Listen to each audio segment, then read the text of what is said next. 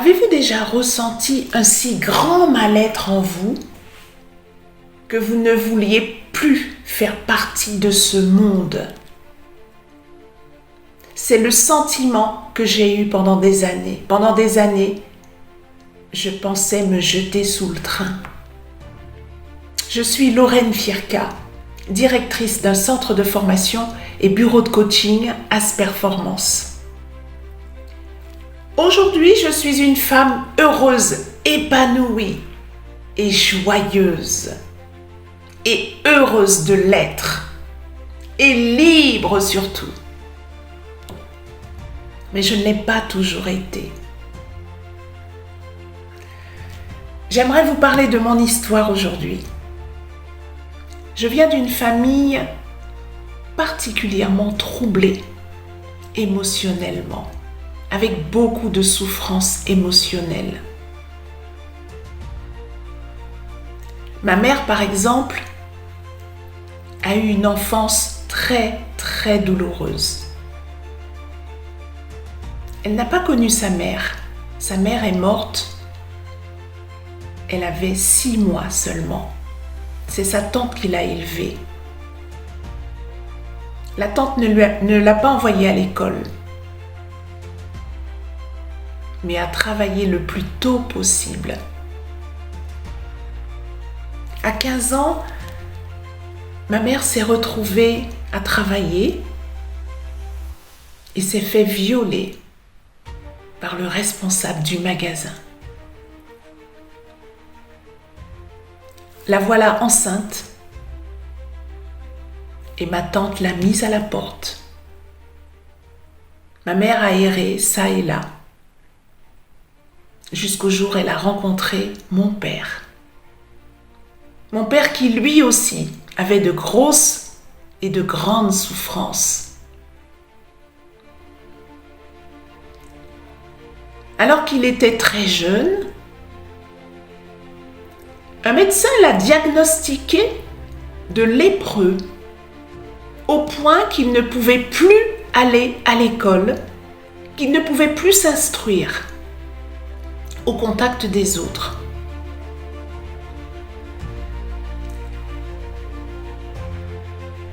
Pourtant, c'était un homme intelligent, selon ma mère.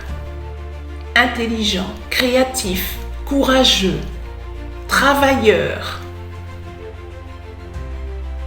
inventif. Son succès a été écourté, malheureusement, par une trop grande souffrance émotionnelle.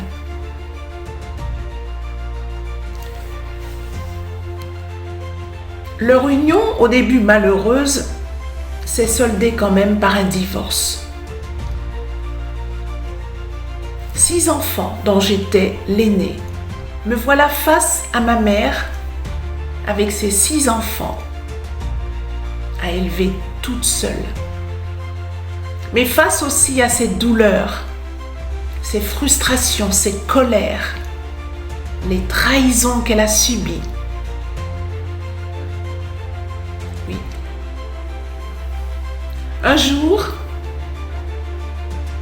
j'ai le malheur de piquer dans le porte-monnaie de ma demi-sœur aînée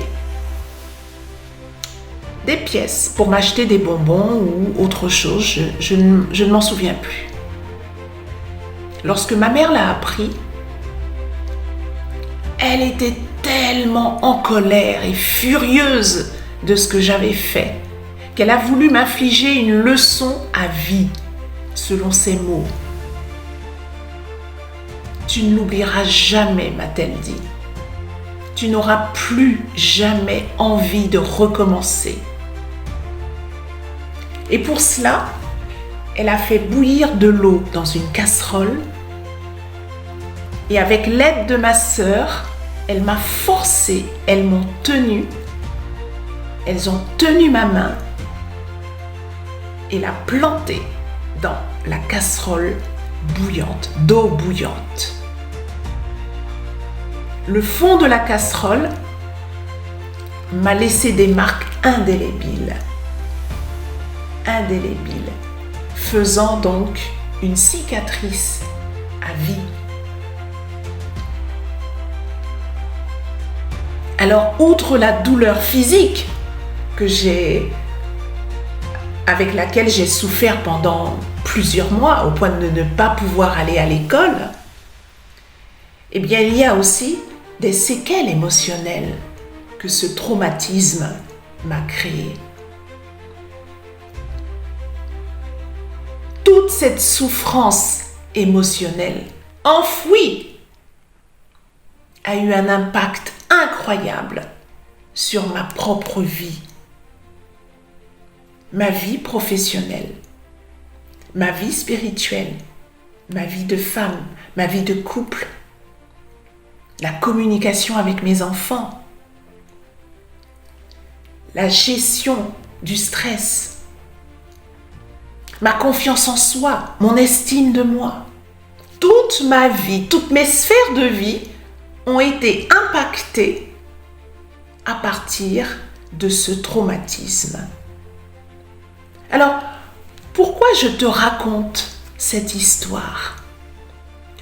Je te la raconte parce que je rencontre beaucoup de personnes autour de moi qui tournent en rond dans leur vie professionnelle, personnelle, familiale, dans leur vie tout simplement, à cause de leur souffrance intérieure, leur douleur, le bagage qu'on les a obligés à porter toute leur vie.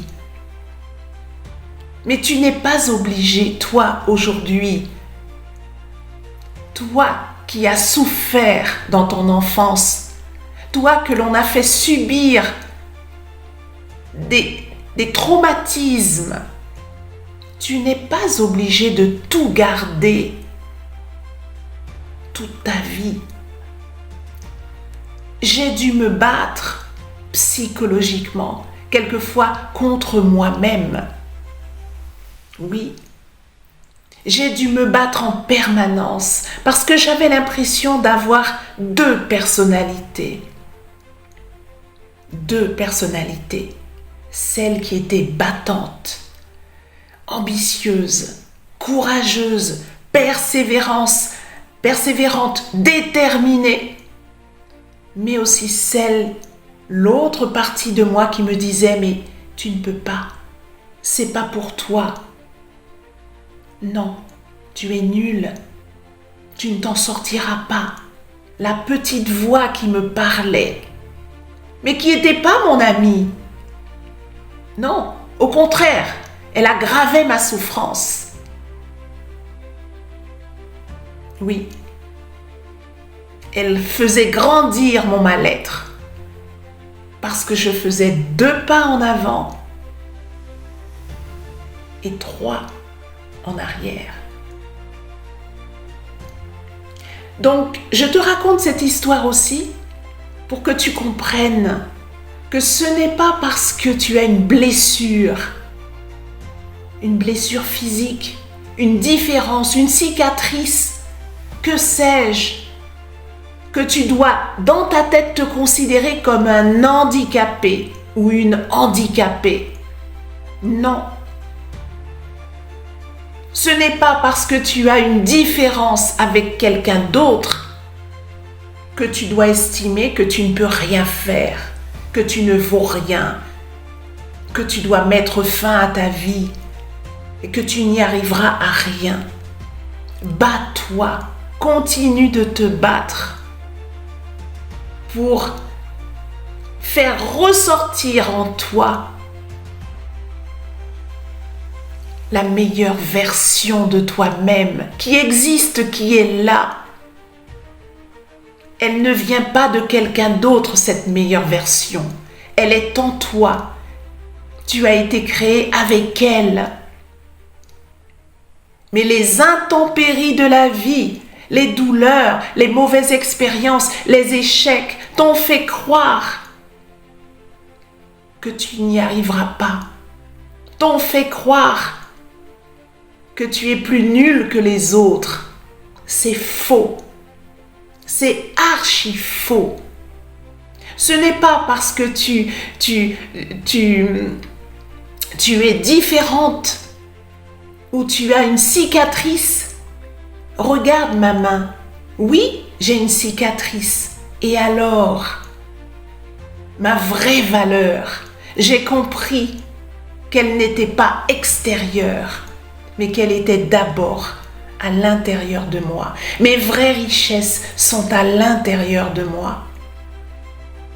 Lorsque je l'ai compris,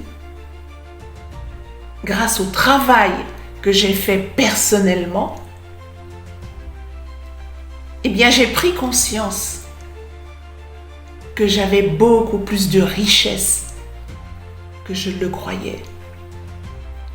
J'ai compris que j'étais une femme formidable et que j'étais une très belle personne intérieurement. Et c'est ça qui m'intéressait le plus. Le physique peut périr. Une cicatrice que tu as quelque part, ça va, ça vient. Et alors, aime-toi comme tu es, avec ta différence. Garde précieusement toutes les richesses que tu possèdes, tes qualités, tes dons, tes talents. Développe tes compétences. Développe ce qu'il y a de meilleur en toi. Développe toutes les richesses que le Créateur t'a données. Fais-en quelque chose. Chouchoute. Honore toutes ces richesses que tu possèdes pour que tu sois vraiment heureuse et que tu n'aies plus du tout aucune idée noire au point de te sentir inutile dans la vie, au point de vouloir en finir. Moi, je l'ai compris lorsque mon coach m'a dit: Lorraine, oui, tu as une petite cicatrice à la main. Oui, légère, mais elle est là quand même. C'est d'abord dans ta tête. Souviens-toi que ta main, pendant des décennies, t'a servi. Tu aimes écrire, tu aimes créer. Tu es toujours très active, tu fais des choses formidables, tu aides les autres. Ta main a été fidèle à toi pendant des années, pendant des décennies. Tu as tes deux mains, tu as tous tes doigts. Eh bien, honore cette main, honore tes mains.